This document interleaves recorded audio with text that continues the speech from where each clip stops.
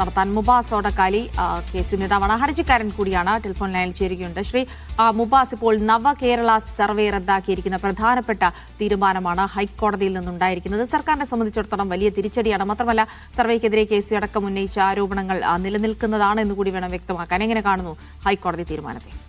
തീർച്ചയായും ഈ ഹൈക്കോടതി തീരുമാനത്തെ സ്വാഗതം ചെയ്യുകയാണ്. ഈ നാട്ടിലെ ഉത്തരവാദിത്തപ്പെട്ട ഒരു പൗരനെന്നും ജനപ്രതിനിധി എന്ന രീതിയിൽ ഇത്തരം ഒരു ഹർജി ആശ്വാസകരമാണ്. കാരണം ഈ ഒരു നടപടി തീർച്ചയായിട്ടും സർക്കാരിന്റെ ഒരു PR വർക്ക് പ്രോഗ്രാം ജനങ്ങളുടെ എല്ലാവരും അടയ്ക്കുന്ന നികുതി പണത്തിൽ നിന്ന് ഉപയോഗിക്കുന്നത് ഒരിക്കലും നമുക്ക് അംഗീകരിക്കാൻ കഴിയുന്ന ഒന്നല്ല. CPM-ന്റെ സംസ്ഥാന കമ്മിറ്റി കൂടി ഒരു തീരുമാനമെടുക്കുന്നു. അതായത് സർക്കാരിന്റെയും മുന്നണിയുടെയും വികസന നേട്ടങ്ങൾ അല്ലെങ്കിൽ മറ്റു നേട്ടങ്ങൾ ജനങ്ങളിലേക്ക് എത്തിക്കുവാൻ.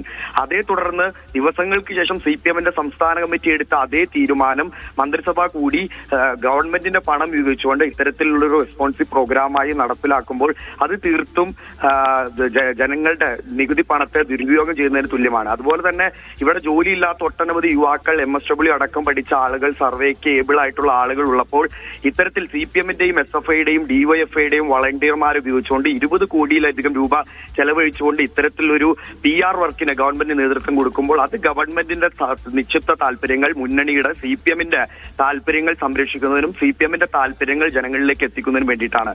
അത് സാധാരണക്കാരന്റെ നികുതി പണം ഉപയോഗിച്ചുകൊണ്ട് ചെയ്യുന്നതിന്റെ ശരികേടിനെയാണ് അഡ്വക്കേറ്റ് അനൂപ് നായർ ഉപയോഗിച്ചുകൊണ്ട് നമ്മൾ കോടതിയിൽ ചോദ്യം ചെയ്തത്.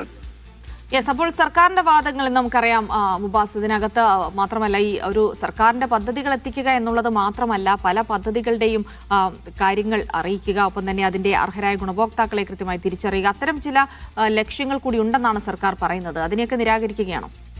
തീർച്ചയായിട്ടും ഈ ഇത്തരത്തിൽ സംസ്ഥാനം ഒരു തെരഞ്ഞെടുപ്പിലേക്ക് പോകുന്ന ഒരു സാഹചര്യത്തിൽ ഇത്തരത്തിലൊരു സർവേ നടത്തുമ്പോൾ ഗവൺമെന്റിന്റെ ഉദ്ദേശശുദ്ധി നല്ലതായിരുന്നെങ്കിൽ ഈ സർവേക്ക് ഉപയോഗിക്കാൻ കഴിയുന്ന എത്രയധികം എക്സ്പേർട്ടുകൾ ഉപയോഗിക്കാമായിരുന്നു. അല്ലെങ്കിൽ ഞാനിപ്പോ തിരിച്ചെത്താം. ഇപ്പോൾ